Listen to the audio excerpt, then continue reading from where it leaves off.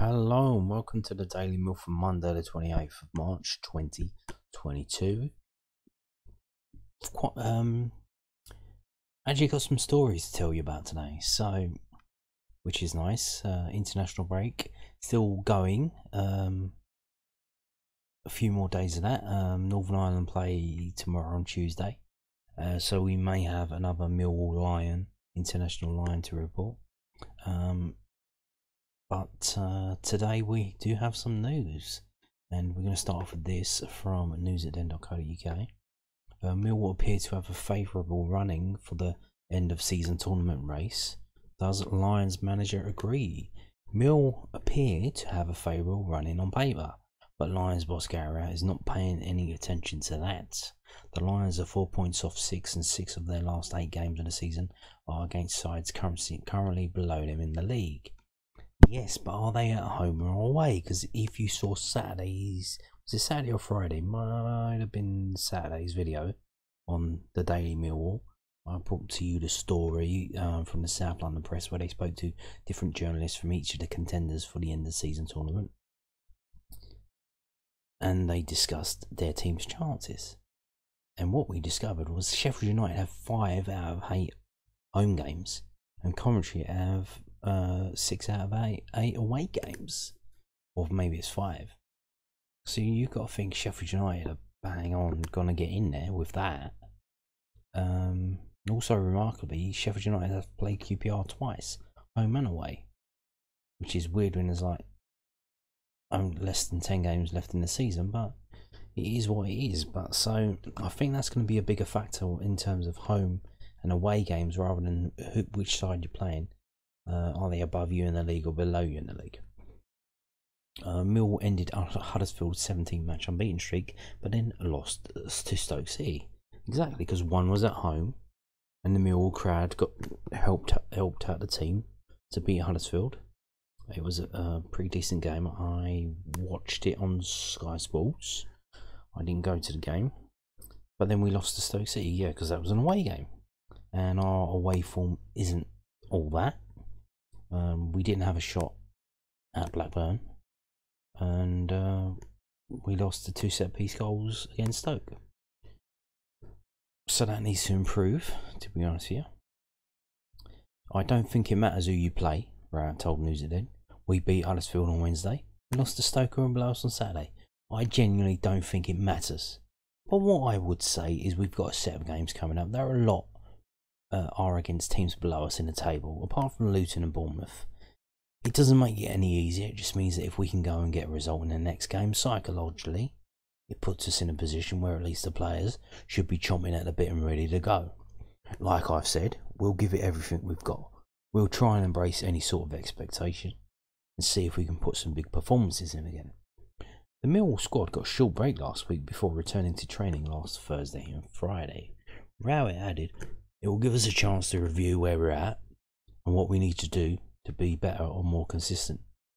We'll share that with the players, and we'll put ourselves in a position where, with 8 games to go, we know exactly what we need to do. That challenge then is obviously going and doing it. For me, it's about that little bit of extra energy, that little bit of extra aggression that we've shown in the games that we've won. There will be no tiredness, there will be no fatigue. It will be a case of 8 games to go with a reasonably good looking squad that can crack on and see where we get to. As I've said, it's an enjoyable way to finish 8 games, but we want to win a fair few of them and see where it takes us." No. The only thing, don't think about 8 games. Just don't think about 8 games. Think about the next game. Take it game by game. What is the next game? Luton away. Just focus on that. That's all you need to do. Just focus on Luton away 100%. And as soon as the final whistle goes, you focus 100% on the next game. That's it. You go game by game. That's all you need to do. Maybe at Easter weekend you kind of do 75% on the game on the Friday, and then 25% on the game on the Monday. Maybe you sub some players, rest a couple. I don't know. You do something. That's the only thing where you look ahead to the game after the game you're actually gonna play. That's all you need to do. Take it by game by game. Don't worry about 8 games. We've got 1 game. It's Luton away. Just worry about that. Let's see where we fucking go after that, yeah? Right, there it is there. Luton away. Saturday the 2nd of April, 3 o'clock. Just focus on that and beating these orange bastards. So, moving on now to, we might actually have some players to select for that game. And this is from londonnewsonline.co.uk. Mill selection options said to be boosted again for Luton Town fixture. Mill looks set to have Oliver Burke and Ryan Leonard. Do you remember them? Ryan Leonard available for Saturday's Crunch Championship fixture at Luton Town. Lions manager Gary Rowett had mentioned previously that his squad options were set to be majorly boosted after the international break, and the gap in action has also allowed the South Londoners to get more fitness work into the likes of Michael Keftenbeld, Jay Yojo and Tom Bradshaw. We had a decent amount of training time with the lads who had been injured, Rowett told the South London Press. We did a little bit of 11v11 last week on the few days we were in, and got a little bit into the ones who needed it, and going a little bit lighter training with the ones who had been in the team and played. I'm talking about the likes of Berkey, Lenny, Bradders, Mikel and Evo. I love how they put Evo and George Evans, like, because these nicknames are, he loves the nickname, doesn't he? We certainly look to have a lot more space in our treatment room, shall we say. So the lads are back and available with varying degrees of training, fitness and match fitness. It's good to get the work in, and that will continue this week, hopefully towards the weekend, having a few selection issues which will actually be quite nice. It's easier to have that extra 2 weeks of training rather than rushing them back for 4 or 5 games in the space of 2 weeks. That's what we've done. The group is looking a lot healthier, although we've got few on internationals duty, so it all balances itself out. I'm sure by Thursday the group is going to look pretty strong. It's obviously not going to guarantee results, but it does guarantee us the ability to make some changes and the ability to switch things around a little bit within games. The challenge will be those players getting that little bit of match fitness, unless you just chuck them into the games. At the moment we want to be performing to win games rather than give people minutes to get them sharp. It's going to be a bit of blending games. So here's the thing. This is the thing. When we had all the injuries, the team basically picked itself. We went on a winning run. We went on a winning run, clean sheet, spate of clean sheets. It was the best results. Maybe not the best football, but best results we've been getting for quite a while. Certainly this season. So now, all the players coming back, heavyweights ahead that wears the crown, because Gary Rowett's got to, he's got to select the team and the subs, and it's pressure on him there. See if he gets it wrong, it's on him, innit? It's on him. So what's he gonna do? What is he going to do? You got to think, if Ryan Leonard's back, is he going to drop George Evans and Michael Keftenbeld? You would probably think so, but George Evans seems to be a favourite of Gary Rowett. But in terms of playing ability, Ryan Leonard, I'm sure most of us would take Ryan Leonard over George Evans. So big decisions for Gary Rowett to make. The only 2 players unavailable are Mason Bennett and Luke Freeman. If either of those come back before the end of the season, it will be a bonus. So basically they're out for the end of the season, said Rowett. When you saw the list previously, there were about 10 players on there. It's a far better positive situation. I think they could both be back available, but the challenge will be how much fitness they will have.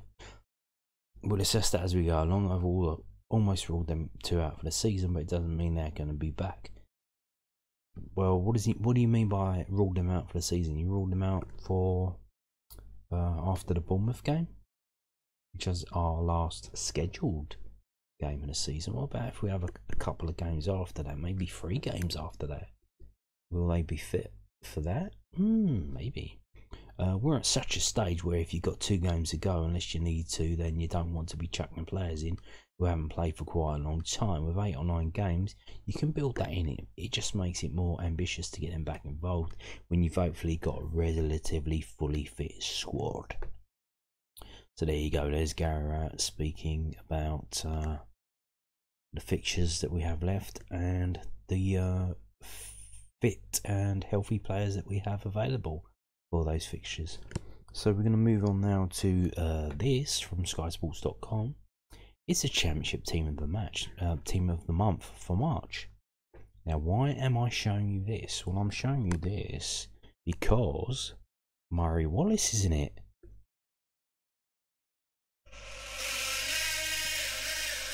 Hey, Murray Wallace has made the team of the month with a rating of 7.44 at centre back from WhoScored.com.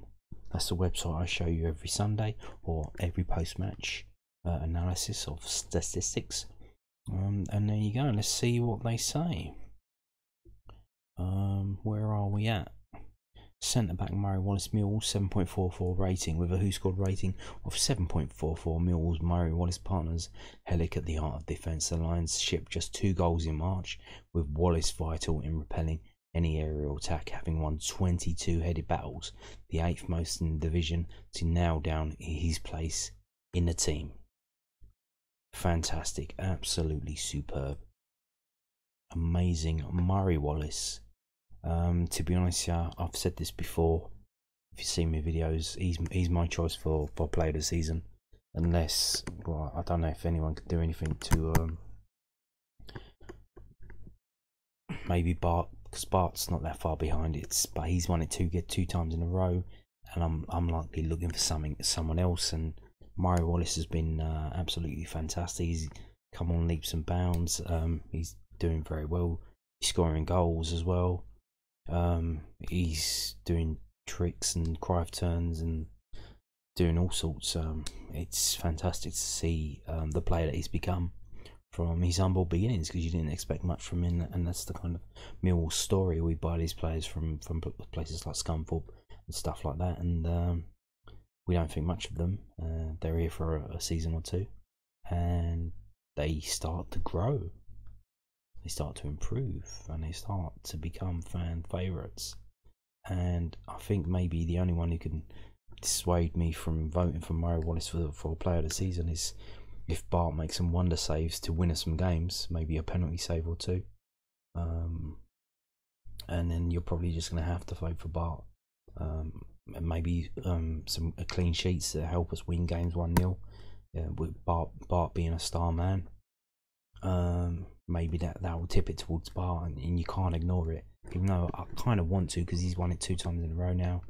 And well, if you can't ignore that he deserves it again for 3 in a row, even though I don't really want to go 3 in a row on a player, but if he deserves it, you got to do it, you know. But at the moment, Murray Wallace is my player of the season contender. I don't know about you. What about you? Leave a comment, or who you're probably going to be voting for. When they announce the voting's open, I'll probably do a statistic video analysing the different choices, and maybe who talk through it and shit like that. So now we're going to move on to Loanwatch. We got this here. This is from News at Den. So they've come back. They did it last week. They're doing it again this week. This is from newsatden.co.uk. Isaac Olafe is back. Millwall striker makes comeback for St United ahead of EFL Trophy decider at Wembley. Ooh. So he's just in time. Maybe he's pushing a little bit early, but he wants to play at Wembley. Don't know if has he ever played at Wembley yet? Probably not. So Isaac Olafe made his return from injury, but couldn't help St United avoid a 2-0 defeat away to Port Vale on Saturday. Olafe came on in a 62nd minute for his first appearance since February the 8th. So he's been out for 6 weeks. James Wilson and Jamie Proctor gave the hosts a 2-0 lead inside of 23 minutes. And the U's couldn't get back into the game as they dropped to 10th. 2 points off the League 2 playoff places. So similar to us, they're down in 10th, but they're not that far off points-wise from the playoff places. It seems to be a bit of a crunched up scramble right at the end of the season, quite like our division. Sutton's next fixture is the EFL Trophy final against Rotherham at Wembley next Sunday, so that will be something to keep an eye on. Wow. Hopefully seems like he's only probably going to be on the bench again. But hopefully he comes, man, if he comes off the bench and scores the winner, how fucking great would that be? No pressure, lad, but if you do come up, like, this is it. If you do come off the bench, just give it everything you got and get going now. Also in League 2, Alex Mitchell and Dan Moss were absent as Leighton Orient defeated Barrow 2-0 at Brisbane Road. So there you go. That's the Loanwatch, but they're missing a couple of names, aren't they? They're missing a couple of names. Or are they? So they didn't mention Arthur Penny, and they didn't mention Joe Wright. Now they're in non-league, so maybe they're like, well, it's non-league. That doesn't matter. I don't care about that. But so I went to look to see what they did, and I found this. This is from last week, 11 days ago, 10 days ago, on the 18th of March. Now, Welling United sacked their manager Peter Taylor, former England manager, and they've appointed Warren Feeney. They appointed Warren Feeney on the 14th of March, and they've had the non-league transfer deadline date is the old school one before. Who brought in all this, the UEFA one, this fucking summer window, January window bullshit? Back in the old days, it was the last week of March, and that's what we've got now in non-league. Everyone's just gone crazy, and like it says here, it says, so I've got this story here from WellingUnited.com. It says it's been a busy week for the Wings. There's no less than 8 players arrive at Parkview Road. So again, it's transfer deadline week. They've signed 8 players. But here's the thing that we're interested in. No offence to Welling United. We do, however, say goodbye to 5 of the Wings squad, including captain Olu Njuro J, Christian Campbell, Elliot Johnson, Deshaun Theobalds, and Arthur Penny. And brackets recalled by Millwall. Aha, interesting. That is interesting, isn't it? So the new manager's come in. He's signed all these players. Players have gone, including the captain. So he's like, so they're trying to say like, maybe the manager's coming and like, fuck all these off. They're not good enough because they're in a relegation battle now. They're 17th in the table. Maybe they're not. I think that's an out of date table there because he says they're at 7 points. So I think that they're 20th in the league. They're in a relegation battle, but it says here in brackets recalled by Millwall. So I think they're trying to say, because Arthur Penny's apparently been playing quite well, been getting rave reviews by the fans and whatnot, and in the match reports, he's doing quite well apparently. So I think they're trying to say, oh no, we didn't get rid of him. We didn't. The new manager Warren Feeney didn't get rid of him. Welling United didn't get rid of him. Millwall wanted him back, which is interesting to say the least. So Arthur Penny not on Loanwatch because he's not on loan. So that was interesting. I found that out, and then I also found this out. Joe Wright did play, but not mentioned by the Loanwatch from News at Dern. Now Cray Wanderers playing at Bromley. Not a lot of crowd there. Nice sunny day though. I'm sure that'll be a great little time to go and watch a game there with the sun shining down. Maybe a beer in hand. And so let's go back up to the top. Yeah, so Neil Smith, new manager, they lost 2-1 at home to Kingstonian, and this is the match report, very wordy and thorough. But here's the thing: so I've Control F'd Joe Wright. Cray continued to push forward, but couldn't quite create that big chance that could have produced a goal and a point. There was a concerning moment when Figuera collided with Joe Wright, which led to a head wound for the Wands keeper and led to 7 minutes of added on time. Holy moly! Hope so. He didn't get subbed off. He played on. So that seems to be. Well, that's good. But I don't know if he had a big bandage wrapped around his head. But 7 minutes, can you imagine that? Can you imagine if he had I don't know if he had family in the stands watching him. You see him take a blow to the head and he's on the floor for 7 minutes. What must be going through your head if you're his family watching that? But hopefully he came on, he carried on. He seemed to do quite well. So there, yeah, he didn't get subbed off. He started the game, played 90 minutes, and there's a team there. So there you go. Hopefully he's okay, and hopefully they get out of it. And attendance of 306 there to watch that game. So good for them. Hopefully they get out of the problems that they're in and survive from relegation. But so there's another Loanwatch that wasn't mentioned. Joe Wright playing 90 minutes for Cray Wonders as they lost 2-1 at home to Kingstonian. Boom, done. We're going to move on now to this final story now. I'm reticent to actually bring this up because twice bitten, twice shy. So it's the club, millwallfc.co.uk, pushing the recast again. Now for the under-23 game, now they did this against a QPR game. They made a big fanfare out of it because QPR are on recast and Millwall on recast. They made it out of the recast derby. Watch it on recast under-23 game, and the game got moved to QPR's training ground because the game was due to be played at Wealdstone, and Wealdstone's ground is a shit pit that's fallen apart, and the council condemned it. And then QPR seemed to assume, well, we'll just play it behind closed doors and put it on recast because there's no crowd there, so what's the problem? And then they found out, no, you can't fucking do that. And then they didn't bother playing it at Loftus Road or somewhere else where they could film it. They just thought, well, fuck it, we'll play it on the training ground. After Millwall and QPR started bigging it up about spending credits to watch it on recast, and like, now people got their credits back, but what the fuck are we doing? It's Mickey Mouse. And then last week, on when was it? Monday? No, Friday. No, yeah, this Friday the 25th.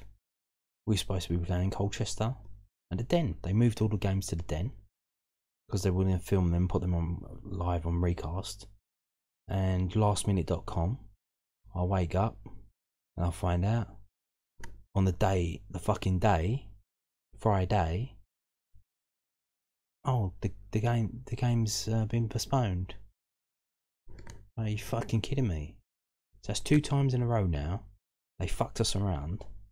Now one wasn't Millwall's fault, but I don't know what the other one was.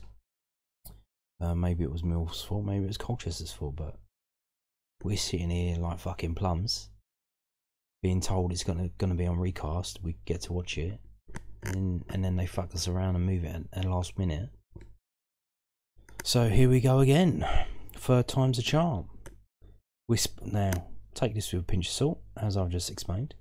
Millwall's under-23s welcome Peterborough United to the Den in the Professional Development League fixtures on Friday the 1st of April. 1 PM kickoff. So April Fool's Day. April Fool's Day.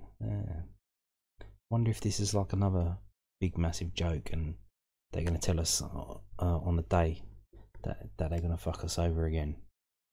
Recast is a sports video platform which enables supporters to directly fund the club by watching content. Each game is available for 250 cross credits, £2.50, and supporters have plenty of options as to how they can earn credits to watch the games: watching ads, sharing content, inviting friends to join, or by purchasing credits with real money. Supporters can once again show their support for the club's future stars by watching Friday's game live on recast, and do so in the knowledge that the majority of revenue generated goes directly back to the club. So yeah, if you still haven't tried the Recast app, maybe this might be a thing to tip you towards it. As has been said, the club's moving away from iFollow next season.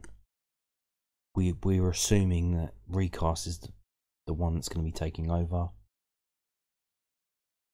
If you start earning credits now, come summertime when the pre-season friendlies are on, I'm pretty sure that the pre-season friendlies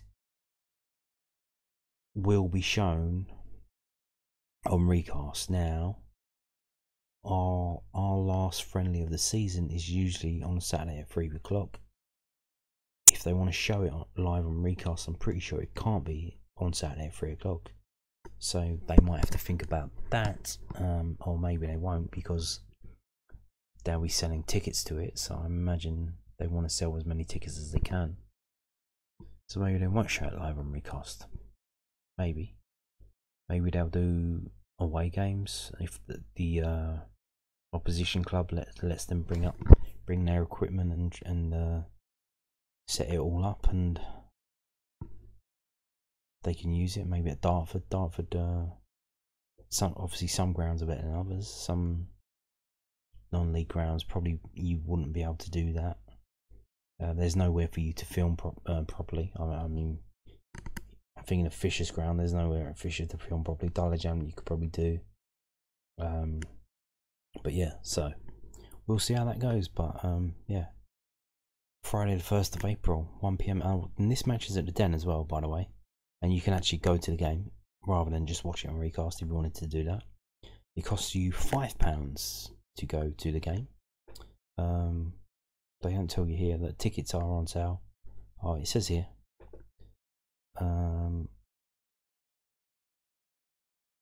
Yeah, so £5 and £1 for under 16s. So there you go. And on that note, thank you for watching and goodbye.